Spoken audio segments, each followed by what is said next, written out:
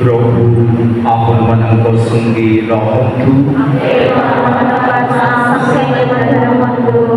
साधु Matthew लिखित पुण्य सुसमाचार पाठ। हे प्रभु तुम्हारा जय हो।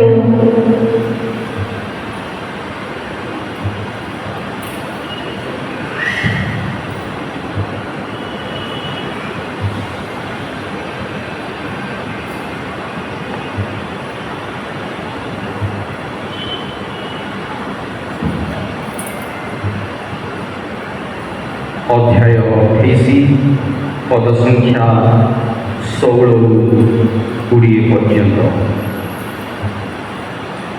परे 11 जन शिष्य गालिली को यात्रा करी जीशु निर्देश देथिबा पर्वतरे पहुँचिले। जेतेबेले सेमाने तांको देखिले सेमाने तांको आराधना कले, किंतु केते जन संदेह कले। जीशु आसी सेमानकु कहिले, स्वर्ग तथा मर्त्यर समस्त अधिकार मते दिया जाइछि। अतएव तुमे माने जाई समग्र जातिर लोकंकु शिष्य करो एवं पिता पुत्र और पवित्र आत्मा को नाम सेमानकु दीक्षा स्नान दियो। जो समस्त आदेश तुममानकु देइछि से समस्त पालन करिया पाई सेमानकु शिक्षा दियो एवं मन रख जुगांत पर्यंत सदा सर्वदा मु तुमମାନଙ୍କ संगे अछि। ଏହା ପ୍ରଭୁଙ୍କର ପୁଣ୍ୟ ସୁସମାଚାର। हे प्रभु यीशु ख्रीष्ट तुम्हारा प्रशंसा है। जीशु स्वर्गरे आसनारोहण कले। पिताଙ୍କର दक्षिण पार्श्वर आसନରେ से बसिले। स्वर्गर दूत साधु साथी माने आनंदरे गीत गाइले। जीशुଙ୍କର स्वर्गरे जो आगमन होला सेमाने समस्ते तांकरी आराधना कले। आमने जेतेबेले এই স্বর্গারোহণ পর্ব পালন করুছু, ইতি অবসরে প্রিয় ভাই ভনীমানে আমাদের মধ্য স্বর্গর দূত সাধু সাথীମାନଙ୍କ ভଳି ଆନନ୍ଦରେ ଯୀଶୁଙ୍କର ଆରାଧନା କରିବା, ଆନନ୍ଦରେ ତାଙ୍କରି ଜୟଗାନ କରିବା।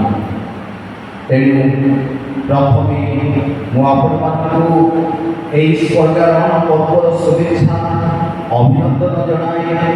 आपने परस्पर टे हस्त मिलन कर पर्वदिवर शुभेच्छा अवगत करातु एवं हापी फीस समस्ते परस्पर को जना।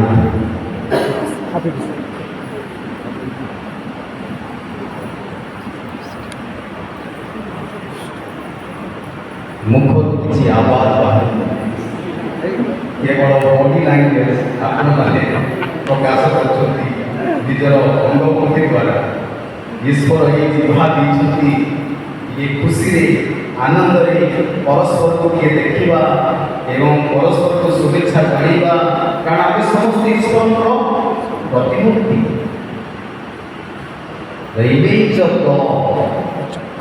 आम जदि परस्पर देखु से स्नेह प्रेम आनंद ईश्वर को आम देखु।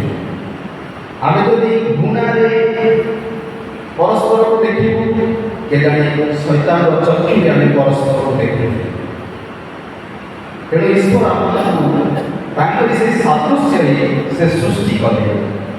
तेणु जो मुहूर्त में आम देखु से मुहूर्त आमको अवगत कर आम कार उपस्थित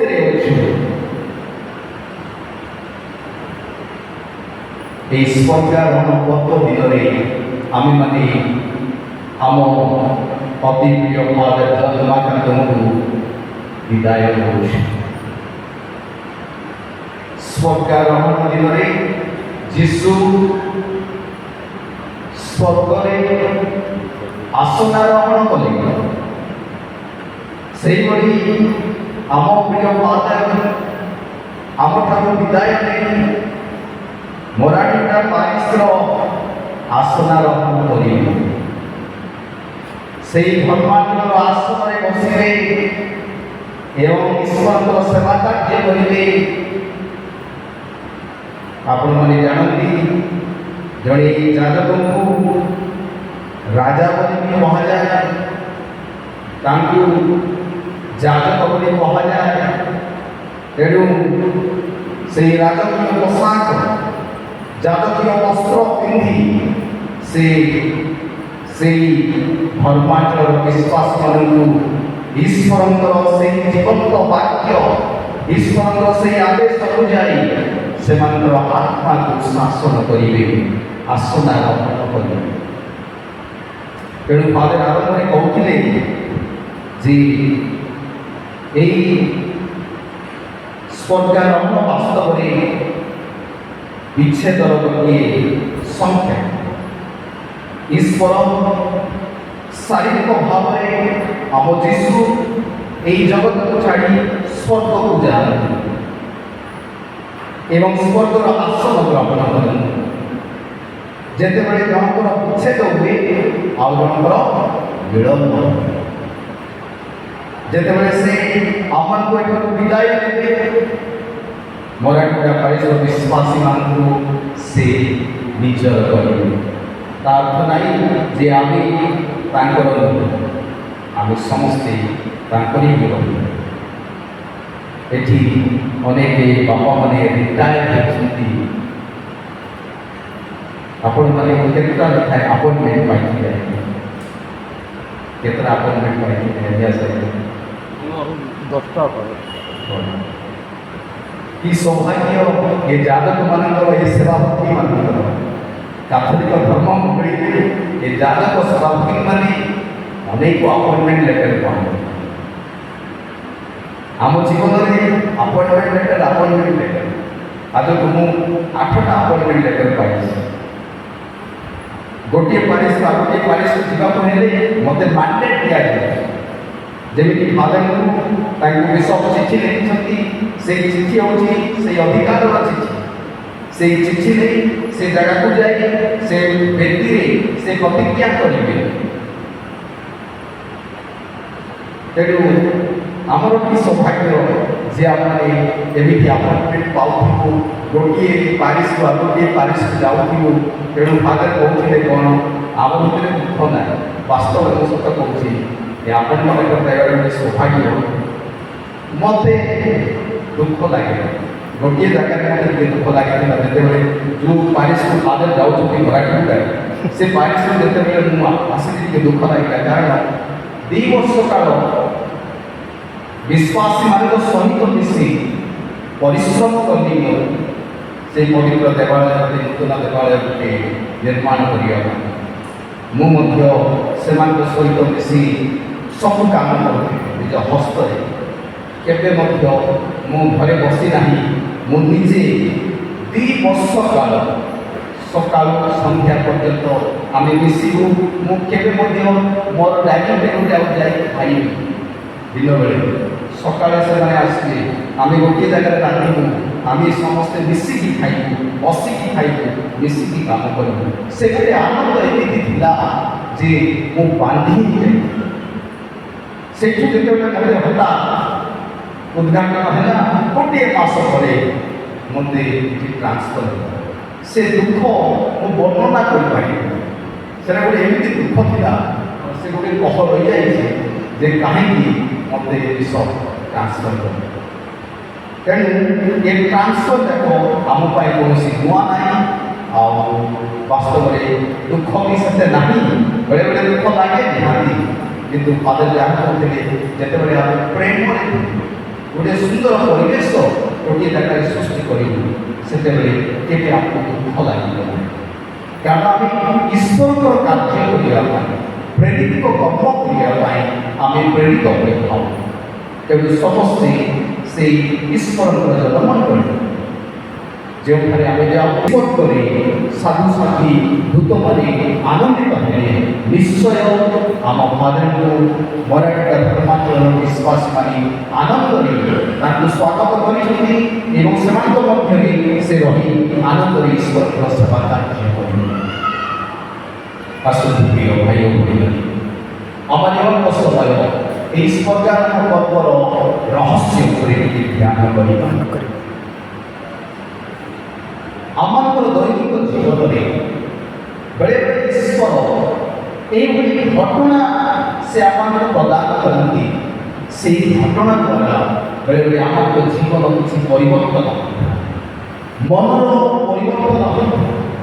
ଆମମାନଙ୍କୁ ଚିନ୍ତା କରିବା ପାଇଁ ବେଳେବେଳେ ସେହି ସୁଯୋଗ ମିଳେ, ବେଳେବେଳେ ସେହି ଘଟଣା ଦ୍ୱାରା ଆମମାନଙ୍କ ମନରେ ଚେତନା ଆସେ। ନିଶ୍ଚୟ ଆପଣଙ୍କ ଜୀବନରେ ମଧ୍ୟ ସେମିତି, ମୋ ଜୀବନରେ ସେମିତି ହେଇଛି। ଛୋଟ ଘଟଣା ହଉ, ବଡ଼ ଘଟଣା ହଉ, କୌଣସି ଗୋଟେ ଦୃଶ୍ୟ ହଉ, ଦେଖିଲା କ୍ଷଣି କିଛି ଗୋଟେ ଘଟଣା ଶୁଣିଲା କ୍ଷଣି କେତେବେଳେ ଦୁଃଖ ଲାଗିପାରେ, ସେ ଦୁଃଖରେ ଆମମାନଙ୍କୁ କିଛି ଗୋଟେ ବଡ଼ ଶିକ୍ଷା ମିଳିପାରେ। ଆନନ୍ଦ ଲାଗିପାରେ, ସେ ଆନନ୍ଦରେ ଆମର କିଛି ଗୋଟେ ବଡ଼ ଶିକ୍ଷା ମିଳିପାରେ। କିନ୍ତୁ ପ୍ରତ୍ୟେକ ଘଟଣା every incident has a lesson. ପ୍ରତ୍ୟେକ ଆମମାନଙ୍କର ହୃଦୟର ଏବଂ ମନର ଦ୍ୱାରକୁ ଉନ୍ମୁକ୍ତ କରିବାକୁ ପଡ଼ିବ, ତେବେ ସେହି ଘଟଣାର ଶିକ୍ଷା ଆମମାନେ ଜାଣିପାରିବୁ, ଉପଲବ୍ଧି କରିପାରିବୁ। ଯୀଶୁଙ୍କର ପୁନରୁତ୍ଥାନ ପର୍ବ ପାଳନ କରି 40 ଦିନ ବିତୁଛି। ଗୁରୁବାର ଦିନ ହେଉଛି, କିନ୍ତୁ ଆମମାନେ ରବିବାର ଦିନ ଏହି ସ୍ୱର୍ଗାରୋହଣ ପର୍ବ ପାଳନ କରୁଛୁ। ଯୀଶୁଙ୍କର ପୁନରୁତ୍ଥାନ ପରେ 40 ଦିନ ପରେ କାଥୋଲିକ ଧର୍ମ ମଣ୍ଡଳୀରେ ସ୍ୱର୍ଗାରୋହଣ ପର୍ବ ପାଳନ କରାଯାଏ। ତେଣୁ ଆମେ ଟିକେ ଆଗକୁ ଯିବା। ଯୀଶୁ ଶିଷ୍ୟମାନଙ୍କୁ ଆହ୍ୱାନ କଲେ, ଶିଷ୍ୟମାନଙ୍କ ସଙ୍ଗରେ 3 ବର୍ଷ କାଳ ସେ ରହିଲେ। ଶିଷ୍ୟମାନେ ଯୀଶୁଙ୍କର ପ୍ରତ୍ୟେକ ଶିକ୍ଷା ସେମାନେ ଶୁଣିଲେ, ପ୍ରତ୍ୟେକ ଆଶ୍ଚର୍ଯ୍ୟ କର୍ମ ସେମାନେ ଦେଖିଲେ। ଦେଖନ୍ତୁ, ସେମାନେ ସବୁ ଶିକ୍ଷା ଶୁଣିଥିଲେ, ସବୁ ଆଶ୍ଚର୍ଯ୍ୟ କର୍ମ ସେମାନେ ସ୍ପଷ୍ଟ ଚକ୍ଷୁରେ ଦେଖୁଥିଲେ। ତଥାପି ସେମାନଙ୍କ ଜୀବନରେ ସନ୍ଦେହ ହେଲା। ସେମାନେ ଦେଖିଲେ ଯେ ଯୀଶୁଙ୍କର ଜାଦୁ ଲାଗିଲା। ସେମାନେ ଦେଖିଲେ ଯୀଶୁ କ୍ରୁଶ ବହନ କଲେ। ସେମାନେ ଦେଖିଲେ ଯୀଶୁଙ୍କର କ୍ରୁଶରେ ମୃତ୍ୟୁ ହେଲା। ସେମାନେ ଦେଖିଲେ ଯୀଶୁଙ୍କର ସମାଧିସ୍ଥ। ତଥାପି ସେମାନଙ୍କ ଜୀବନରେ ସନ୍ଦେହ। ତପରେ ସେମାନେ ଦେଖିଲେ ସମାଧି ଶୂନ୍ୟ ନାହିଁ। ସେମାନେ ଯାଇ ଦେଖିଲେ ସମାଧିରେ ଯୀଶୁଙ୍କର ଶରୀର ନାହିଁ। ସବୁ ଦେଖିଲେ, ତଥାପି ସନ୍ଦେହ ହେଲା। ତେଣୁ ଯୀଶୁ ପୁନରୁତ୍ଥାନ ପରେ ସେହି ଶିଷ୍ୟମାନଙ୍କ ମଧ୍ୟରେ ସେ ଆସନ୍ତି। 3 ବର୍ଷ କାଳ ଯଥେଷ୍ଟ ନଥିଲା, ପ୍ରତ୍ୟେକ ଆଶ୍ଚର୍ଯ୍ୟ କର୍ମ ଯଥେଷ୍ଟ ନଥିଲା। ପୁନର୍ବାର ଯୀଶୁ ପୁନରୁତ୍ଥାନ ପରେ ଆସନ୍ତି। ଏମାଉସ୍ ଯାତ୍ରା ଆପଣମାନେ ଜାଣନ୍ତି। 2ଟି ଶିଷ୍ୟ ଯାଉଥିଲେ, ସେମାନଙ୍କ ମଧ୍ୟରେ ଯୀଶୁ ଆସିଲେ। ସେମାନଙ୍କ ମଧ୍ୟରେ ଯୀଶୁ ଜୀବନ୍ତ ବାକ୍ୟ ସେମାନଙ୍କୁ ଶୁଣାଇଲେ। ସେମାନଙ୍କ ହୃଦୟ ଉଦ୍ଦୀପିତ ହେଉଥିଲା। ଯେଉଁ କୋଠରୀରେ ସେମାନେ ରହିଥିଲେ, ସେ କୋଠରୀକୁ ଗଲେ, ସେ ରୁମ୍କୁ ଗଲେ ଏବଂ ଯୀଶୁ ରୋଟି ଭାଙ୍ଗିଲେ। ସେତେବେଳେ ଯୀଶୁକୁ ଚିହ୍ନି ପାରିଲେ, ଯୀଶୁ ଅବଶ୍ୟ। এই প্রত্যেক ঘটনা আমাকে ଟିକେ ସ୍ମରଣ କରିବାକୁ ପଡ଼ିବ, ତେବେ ସ୍ୱର୍ଗାରୋହଣ ପର୍ବର ତାତ୍ପର୍ଯ୍ୟ ଆମେ ବୁଝିପାରିବା। ତତ୍ପରେ ଯୀଶୁ ବାରମ୍ବାର ଶିଷ୍ୟମାନଙ୍କ ନିକଟରେ ଆସନ୍ତି, ଦର୍ଶନ ଦିଅନ୍ତି। ବାରମ୍ବାର ସେ କହନ୍ତି, ତୁମଙ୍କର ଶାନ୍ତି ହଉ। କାରଣ ଯଦି ବା ଶୁଣିଥିଲେ, ଦେଖିଥିଲେ, ଆଶ୍ଚର୍ଯ୍ୟ କର୍ମ ସବୁ ଦେଖିଥିଲେ, ଅନୁଭବ କରିଥିଲେ, ଯଦି ବା ସେ ପୁନରୁତ୍ଥିତ ଯୀଶୁଙ୍କୁ ସେମାନେ ସ୍ପଷ୍ଟ ଚକ୍ଷୁରେ ଦେଖିଲେ, ସେମାନେ ଦେଖିଲେ ଯୀଶୁଙ୍କର କ୍ଷତ, ହସ୍ତର କ୍ଷତ, ପାର୍ଶ୍ୱର କ୍ଷତ, ପାଦର କ୍ଷତ, ଯୀଶୁ କହିଲେ ଏଇ ଯେ ମୁଁ। ଥୋମାସ କହିଲେ ଆସ ତୁମର ହସ୍ତ ନେଇକି ଆସ ମୋର ପାର୍ଶ୍ୱ ଏଥିରେ ରଖ। ଥୋମାସ କହିଲେ ହେ ପ୍ରଭୁ, ହେ ମୋର ପ୍ରଭୁ, ହେ ମୋର ଈଶ୍ୱର। ତଥାପି ସନ୍ଦେହ। ତେଣୁ ଯୀଶୁ 40 ଦିନ କାଳ ପୁନରୁତ୍ଥାନ କରି ଶିଷ୍ୟମାନଙ୍କ ଗହଣରେ ଆସନ୍ତି, ବାରମ୍ବାର ଦର୍ଶନ ଦିଅନ୍ତି, ସେମାନଙ୍କୁ ଶାନ୍ତିର ବାର୍ତ୍ତା ଦିଅନ୍ତି, କହନ୍ତି ତୁମମାନଙ୍କର ଶାନ୍ତି ହେଉ। ସେମାନଙ୍କର ଅସ୍ଥିର ମନକୁ ସେ ଶାନ୍ତି ପ୍ରଦାନ କରନ୍ତି। ଯୀଶୁ ଜାଣିଲେ ଯେମାନଙ୍କ ମନରେ ସନ୍ଦେହ ଅଛି, ଯୀଶୁ ଜାଣିଲେ ଏମାନଙ୍କର ଦୁର୍ବଳ ବିଶ୍ୱାସ ଅଛି, କିନ୍ତୁ ସେମାନଙ୍କୁ ଭର୍ତ୍ସନା କରିବା ପାଇଁ ସେମାନଙ୍କୁ ଗାଳି କରିବାକୁ ଆସିଲେ ନାହିଁ। ଯୀଶୁ ଆସିଲେ ସେମାନଙ୍କର ଅଶାନ୍ତିର ହୃଦୟକୁ ଶାନ୍ତ କରିବା ପାଇଁ, ସେମାନଙ୍କର ସେଇ ସନ୍ଦେହ ମନକୁ ଦୂର କରି ବିଶ୍ୱାସରେ ଦୃଢ଼ କରିବା।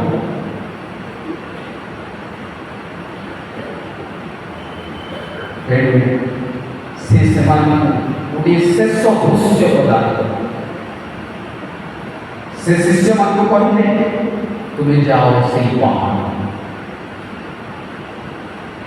ଶିଷ୍ୟମାନେ ସେଇ ପାହାଡ଼କୁ ଯାଆନ୍ତି। ବାସ୍ତବରେ ସେଇ ପାହାଡ଼ ଯେଉଁ ପାହାଡ଼ରେ ଯୀଶୁ ଯାତନା ଭୋଗ କରିବା ପୂର୍ବରୁ ତାଙ୍କରି ସେଇ ରକ୍ତ ଝାଳରେ ପରିପୂର୍ଣ୍ଣ ହୋଇଥିଲା। ସେ ଯାତନା ନିଜ ଅନୁଭବ କରିଥିଲେ ଏବଂ ସେ ନିଜେ କହିଥିଲେ ଶିଷ୍ୟମାନଙ୍କ ଉପସ୍ଥିତିରେ, ପିତା ଯଦି ସମ୍ଭବ ଏହି ପାନପାତ୍ର ମୋଠାରୁ କାଟିଦିଅ, କିନ୍ତୁ ମୋର ଇଚ୍ଛା ନାହିଁ, ତୁମର ଇଚ୍ଛା ପୂର୍ଣ୍ଣ ହଉ। ସେହି ପାହାଡ଼ରେ ଯୀଶୁ ଶିଷ୍ୟମାନଙ୍କୁ ନିଅନ୍ତି, ଯଦ୍ୱାରା ବର୍ତ୍ତମାନ ତାଙ୍କରି ଯାତନା, ତାଙ୍କରି ଦୁଃଖ ଆନନ୍ଦରେ ପରିପୂର୍ଣ୍ଣ ହବ। ତେଣୁ ପୂର୍ବ ଦିନ ଗୁଡ଼ିକରେ ଯୀଶୁ ଶିଷ୍ୟମାନଙ୍କୁ କହିଥିଲେ, ମୁଁ ମୋ ପିତାଙ୍କ ନିକଟକୁ ଯିବି, ତୁମେ ଦୁଃଖ ପାଇବ, ଯାତନା ପାଇବ, କିନ୍ତୁ ତୁମମାନଙ୍କର ଯାତନା ଆନନ୍ଦରେ ପରିପୂର୍ଣ୍ଣ ହବ। ସେଇ ଆନନ୍ଦ ପ୍ରଦାନ କରିବା ପାଇଁ, ସେଇ ଶେଷ ଗୋଟିଏ ଆନନ୍ଦର ଦୃଶ୍ୟ ଦେବା ପାଇଁ ଯୀଶୁ ଶିଷ୍ୟମାନଙ୍କୁ ସେଇ ପାହାଡ଼କୁ ନେଇଗଲେ ଏବଂ ସେଇ ପାହାଡ଼ରେ ଯୀଶୁ ସ୍ୱର୍ଗାରୋହଣ କଲେ। এই স্বর্গারোহণ প্রিয় ভাই ভগ্নী, স্বহৃদয়, স্বশরীর এবং দৃশ্য ভাবে, স্বশরীর সহিত দৃশ্য ভাবে সে স্বর্গକୁ আরোহণ কলে। শিষ্যମାନେ ସ୍ୱଚକ୍ଷୁରେ ଦେଖୁଛନ୍ତି। ତେଣୁ ଏଇଟା କେବଳ ଗୋଟିଏ ରହସ୍ୟ ନୁହେଁ, ଏହା ଐତିହାସିକ ଘଟଣା। This is not only a history, historical incident. ঐতিহাসিক ঘটনা এবং সেই জীবাত্মাକୁ ସେ କହନ୍ତି ଯେ ସମସ୍ତ ଅଧିକାର ମୋତେ ଦିଆଯାଇଛି, ସେଇ ଅଧିକାରକୁ ତୁମମାନଙ୍କୁ ଦେଉଛି, ଯାଅ ସମଗ୍ର ଜଗତକୁ ଯାଇ ସୁସମାଚାର ପ୍ରଚାର କର, ପିତା ପୁତ୍ର ପବିତ୍ର ଆତ୍ମାଙ୍କ ନାମରେ ସମସ୍ତଙ୍କୁ ଦୀକ୍ଷା ସ୍ନାନ କର। ଏଇଟା ଯୀଶୁଙ୍କର ଶେଷ ବାକ୍ୟ, ଶେଷ ବାକ୍ୟ। ତେଣୁ ଏଇ ସ୍ୱର୍ଗାରୋହଣ ପର୍ବରୁ ଆମେ କ'ଣ ଶିକ୍ଷା ଶିଖିପାରିବା?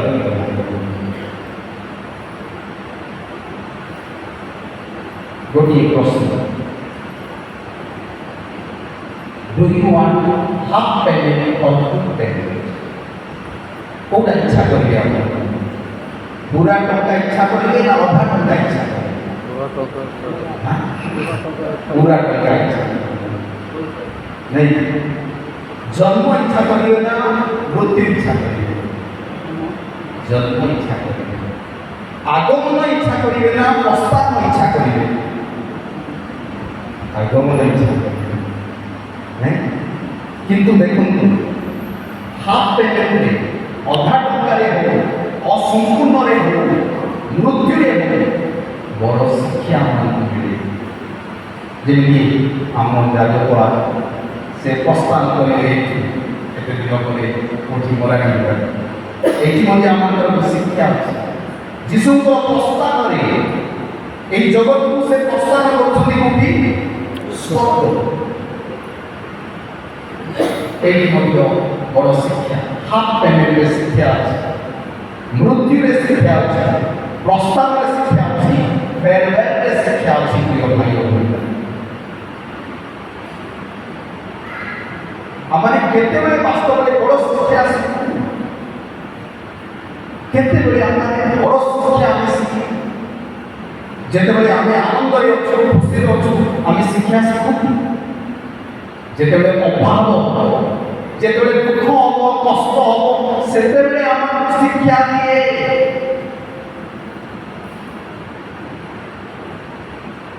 ଜନ୍ମ ହେଲା ପରେ ଆମ ଘରେ ଆମେ ସମସ୍ତେ ଆନନ୍ଦିତ ହୋଇଥାଉ। ଯେତେବେଳେ ଯିଏ ମୃତ୍ୟୁବରଣ କରିବ, ସେତେବେଳେ ଆମେ ଭାବୁ କଣ, ଆଉ ଟିକେ ମୁଁ ପ୍ରେମ କରିଥାନ୍ତି କି, ଆଉ ଟିକେ ମୁଁ କିଛି ଦେଇଥାନ୍ତି କି। Big lesson comes. In the time of departure, ବିଦାୟ ସମୟରେ, ପ୍ରସ୍ଥାନ ସମୟରେ ଆମକୁ ବଡ଼ ଶିକ୍ଷା ମିଳେ। କେତେ ଜଣ ଆପଣମାନେ ଆଜି କହିପାରୁଥିବେ ଯେ ମନେ ମନେ ମନେ ଭାବୁଥିବେ ପାଖରେ ଆଉ କେତେ ଦିନ ରହିଥିଲେ ଭଲ ହେଇଥାନ୍ତା। କିନ୍ତୁ ଥିଲାବେଳେ ଆମେ କେତେ ଭଲରେ ଥିବୁ ତାଙ୍କ ସହିତ।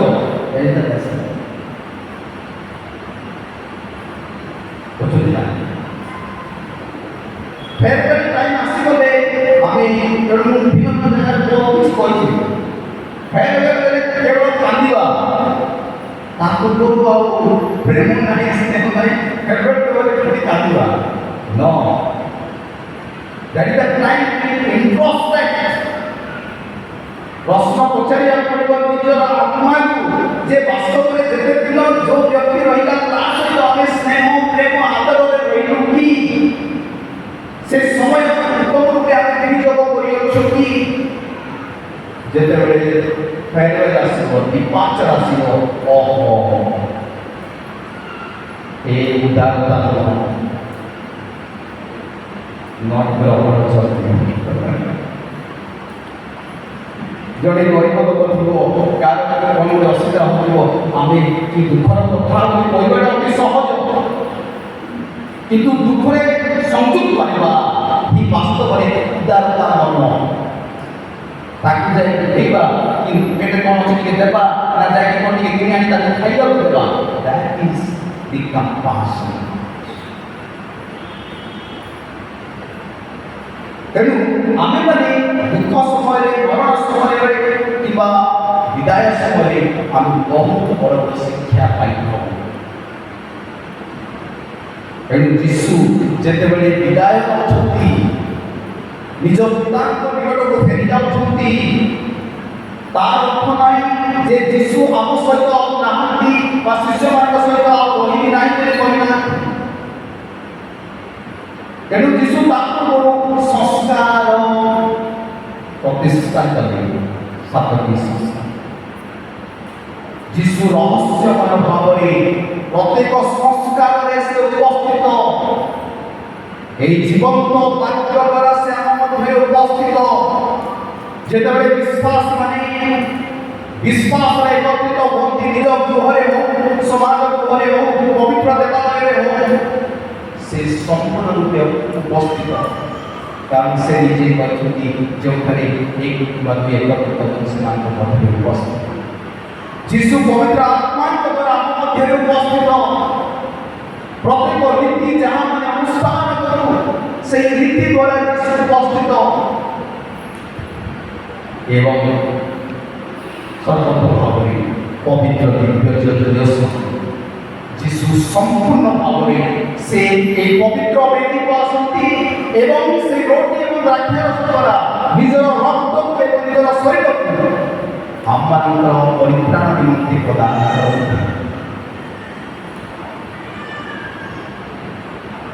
ଏହି ସ୍ୱର୍ଗାରୋହଣ ପର୍ବ ଆମକୁ ତିନୋଟି ବଡ଼ ଶିକ୍ଷା ପ୍ରିୟ।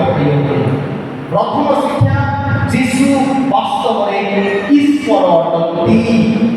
Praise the Lord. Praise the Lord. Praise the Lord. Hallelujah. Praise the Lord. Hallelujah. ଯୀଶୁ ବାସ୍ତବରେ ଈଶ୍ୱର ଅଟନ୍ତି, କାରଣ ସେହି ଯୀଶୁ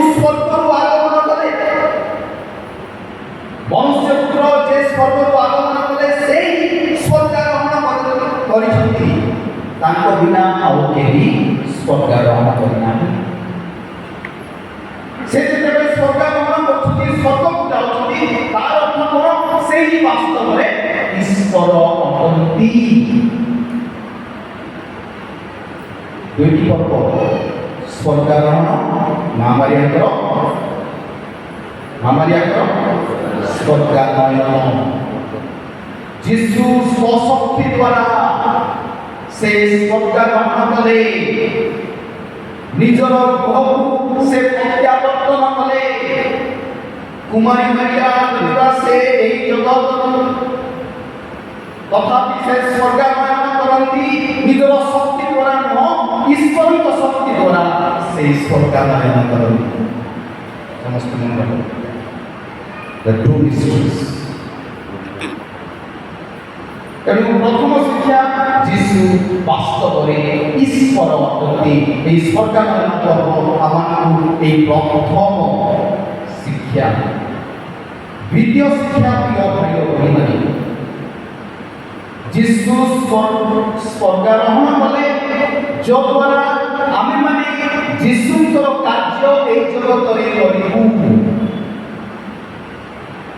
ତେଣୁ ଯୀଶୁ ସ୍ୱର୍ଗାରୋହଣ କରିବା ପୂର୍ବେ ଶିଷ୍ୟମାନଙ୍କୁ ସେ ଆଦେଶ ଦେଇ କହନ୍ତି, ସମସ୍ତ ଅଧିକାର ମୋତେ ଦିଆଯାଇଛି, ସେହି ଅଧିକାର ମୁଁ ତୁମମାନଙ୍କୁ ଦେଉଛି, ସେହି ଅଧିକାର ପ୍ରାପ୍ତ କରି, ଅର୍ଥାତ୍ ପବିତ୍ର ଆସନ୍ତା ରବିବାର ଦିନ ଆମେ ପବିତ୍ର ଆତ୍ମା ପର୍ବ ପାଳନ କରୁ। ତେଣୁ ତୁମମାନେ ଆଉ 9 ଦିନ କାଳ ଅପେକ୍ଷା କର, ପବିତ୍ର ଆତ୍ମାକୁ ତୁମେ ପ୍ରାପ୍ତ କର। সেই পবিত্র আত্মাকে শক্তি প্রাপ্ত করে তুমি সারা জগতে যাই পিতা পুত্র পবিত্র আত্মাকে নামে দীক্ষা স্নান দিও এবং সুসমাচার প্রচার করো। এই আদেশ যিশু দেবে। সেই আদেশ কেবল সেই 12টি শিষ্যମାନଙ୍କୁ প্রিয় ভাই ও ভଉଣୀ সমস্ত বিশ্বাস ଆମମାନେ ଆଜି ସେଇ ସ୍ୱର୍ଗାରୋହଣ କରିଥିବା ପ୍ରଭୁ ଯୀଶୁ କହୁଛନ୍ତି ଯେ ମୁଁ ତୁମମାନଙ୍କୁ ଏହି ଆଦେଶ ଦେଉଛି, ସୁସମାଚାର ପ୍ରଚାର କରିବାର ଆଦେଶ। ପ୍ରତ୍ୟେକ ବିଶ୍ୱାସୀମାନଙ୍କର ମୌଳିକ କର୍ତ୍ତବ୍ୟ, ମୌଳିକ ଅଧିକାର ଆମ ସମସ୍ତଙ୍କର। ଯିଏ ଦୀକ୍ଷା ସ୍ନାନ ସଂସ୍କାର ଗ୍ରହଣ କରେ ତାର ମୌଳିକ କର୍ତ୍ତବ୍ୟ ସୁସମାଚାର ପ୍ରଚାର କରିବା। ତାର ଅର୍ଥ ନାହିଁ କୌଣସି ଦାନରେ କୌଣସି ବଜାରରେ ଯାଇ, କିନ୍ତୁ ଆମର ଜୀବନ ଶୈଳୀ ଦ୍ୱାରା ଆମେ ଯୀଶୁଙ୍କର ସୁସମାଚାର ପ୍ରଚାର କରିବା ଆବଶ୍ୟକ। ଆମେ ସେହି ସୁସମାଚାର ନିଜ ଘରେ ଆମେ ପ୍ରଚାର କରୁଛୁ କି? ନିଜକୁ ନିଜେ ପ୍ରଚାର କରିବା, ଅନ୍ୟକୁ ପ୍ରଚାର କରିବା, ଏହି ଜୀବନ୍ତ ବାକ୍ୟ ନିଜେ ପଢ଼ିବା, ଅନ୍ୟକୁ ଶୁଣାଇବା, ଧ୍ୟାନ କରିବା। ଯେତେବେଳେ ନିଜ ଗୃହରେ ଆରମ୍ଭ ହୁଏ, ସେହି ଗୃହରୁ ବାହାରେ କେତେ ଜଣ ଆମମାନେ ବାସ୍ତବରେ ସଚ୍ଚୋଟ ହୃଦୟରେ ସବୁଦିନ ସକାଳ ଏବଂ ସନ୍ଧ୍ୟାରେ ଈଶ୍ୱରଙ୍କର ଏହି ଜୀବନ୍ତ ବାକ୍ୟ ପଢ଼ୁ ଏବଂ ଧ୍ୟାନ କରୁ, ଅନ୍ୟକୁ ମଧ୍ୟ ଆମେ ଶୁଣିଥାଉ। ଆପଣମାନେ ନିଜେ ପରୀକ୍ଷା କର। ତୃତୀୟ ବିଷୟ, ଯୀଶୁ ଏହି ସ୍ୱର୍ଗାରୋହଣ ଦିନ ଏହି ପୃଥିବୀରୁ ସେ ସ୍ୱର୍ଗକୁ ଯାଆନ୍ତି। ଏହାର ଅର୍ଥ କ'ଣ? ଯେ এই পৃথিবী, এই জগৎ আম পাই শেষ নয়। এই পৃথিবী, এই জগৎ আম পাই সবু কিছু নয়। এই পৃথিবী পরে, এই জগৎ পরে, এই জীবন পরে বাস্তবরে সত্য এবং প্রকৃত গৃহ অছি স্বর্গরে। কারণ যিশু নিজে যাইଛନ୍ତି ଆମମାନଙ୍କ ପାଇଁ କୋଠରୀ ତିଆରି କରିବା ପାଇଁ, ଘର ତିଆରି କରିବା ପାଇଁ। କାରଣ ସେ ନିଜେ କହିଲେ, ମୁଁ ଯିବି ମୋ ପିତାଙ୍କ ନିକଟରେ, ତୁମମାନଙ୍କ ସକାଶେ ଗୃହ ପ୍ରସ୍ତୁତ କରିବି ଏବଂ ମୁଁ ଆସି ତୁମମାନଙ୍କୁ ନେଇଯିବି, ମୁଁ ଯେଉଁଠି ଅଛି ସେଠି ତୁମେମାନେ ମଧ୍ୟ ମୋ ସହିତ ରହିବ। Praise the Lord. Praise the Lord. Praise the Lord. Hallelujah. କେତେ ବଡ଼ ପ୍ରତିଜ୍ଞା ଯୀଶୁ ଆମମାନଙ୍କୁ। ତେଣୁ ଏହି ତିନୋଟି ଶିକ୍ଷା ପ୍ରିୟ ଭାଇ ଯେ ଯୀଶୁ ବାସ୍ତବରେ ସତ୍ୟ ଜୀବନ୍ତ ଈଶ୍ୱର ପୃଥିବୀ ସବୁ କିଛି ନୁହଁ, ଏହି ଧନ ସମ୍ପତ୍ତି ସବୁ କିଛି ନୁହଁ। ଆଜି ଧନ ଅଛି, କାଲି ହଜିବ, କିନ୍ତୁ ବାସ୍ତବରେ ସ୍ୱର୍ଗ ଅଛି, ବାସ୍ତବରେ ଅନନ୍ତ ଜୀବନ ଅଛି, ବାସ୍ତବରେ ଈଶ୍ୱର ସ୍ୱର୍ଗରେ ଅଛନ୍ତି ଏବଂ ଯୀଶୁ ଆମକୁ ସବୁବେଳେ ଆହ୍ୱାନ କରୁଛନ୍ତି ଏହି ସଂସ୍କାର ଦ୍ୱାରା ଯେ ଆମେ ତାଙ୍କଠାରେ ବିଶ୍ୱାସ କରିବୁ, ତାଙ୍କ ଦ୍ୱାରା ସ୍ଥାପିତ ହୋଇଥିବା ପବିତ୍ର ସଂସ୍କାରରେ ବିଶ୍ୱାସ କରିବୁ, ଜୀବନ୍ତ ବାକ୍ୟରେ ବିଶ୍ୱାସ କରିବୁ, ପରସ୍ପରକୁ ପ୍ରେମ କରି ଏହି ଜାଗତିକ ଜୀବନ ପରେ ସ୍ୱର୍ଗୀୟ ଜୀବନ ପ୍ରାପ୍ତ କରିବୁ, ଅନନ୍ତ ଜୀବନ ପ୍ରାପ୍ତ କରିବୁ। କାରଣ ପୃଥିବୀ ଶେଷ ନୁହଁ।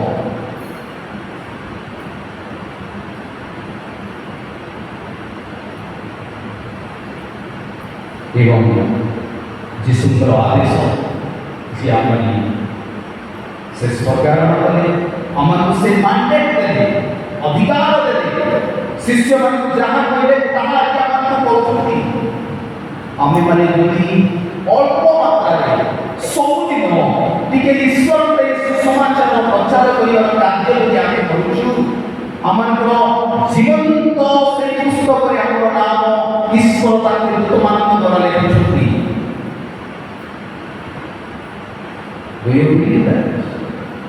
ବିଶ୍ୱାସ କରନ୍ତି ଈଶ୍ୱରଙ୍କର ଏହି ସ୍ୱର୍ଗାରୋହଣରେ ଯଦି ଈଶ୍ୱର ଆମକୁ ଯାହା କହିଛନ୍ତି ତାହା ଯଦି ଆମେ କରୁଛନ୍ତି, ଓ ଭାଇ ଭଉଣୀମାନେ, ସବୁଦିନ ଆମର ନାମ ଆମର ଜୀବନ୍ତ ପୁସ୍ତକରେ ଯୀଶୁ ତାଙ୍କ ଦୂତମାନଙ୍କ ଦ୍ୱାରା ଲେଖୁଛନ୍ତି। Anything that we are doing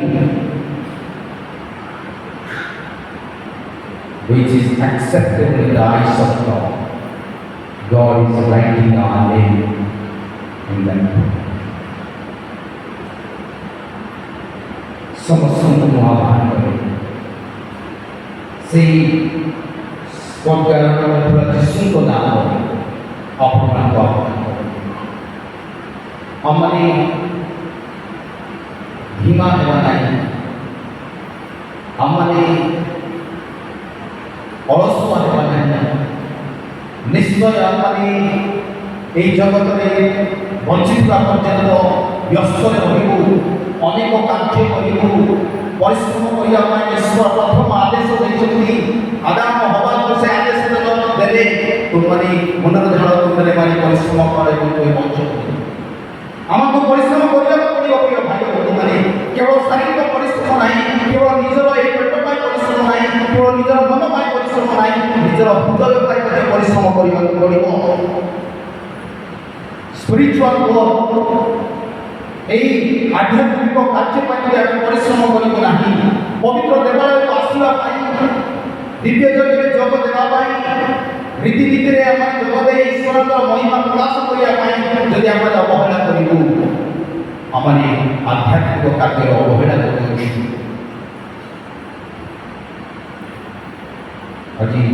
ଆଜି ଯଦି ଆପଣମାନେ ଦେଖିବେ, ଆପଣମାନେ ନିଜ ନିଜ ପୁଅ ଝିଅମାନଙ୍କୁ ନେଇକି ଆସିଛନ୍ତି। କାହାର ପୁଅ ଝିଅମାନେ ଅନୁପସ୍ଥିତ ଅଛନ୍ତି, ଏହି ହାତ ଦେଖିବେ। ଆପଣମାନେ ଯେତେ ବାପା ମା ମାନେ ଅଛନ୍ତି, ଆପଣମାନଙ୍କର ପୁଅ ଝିଅମାନେ ଯେଉଁମାନେ ଅନୁପସ୍ଥିତ ଅଛନ୍ତି, ହାତ ଦେଖିବେ।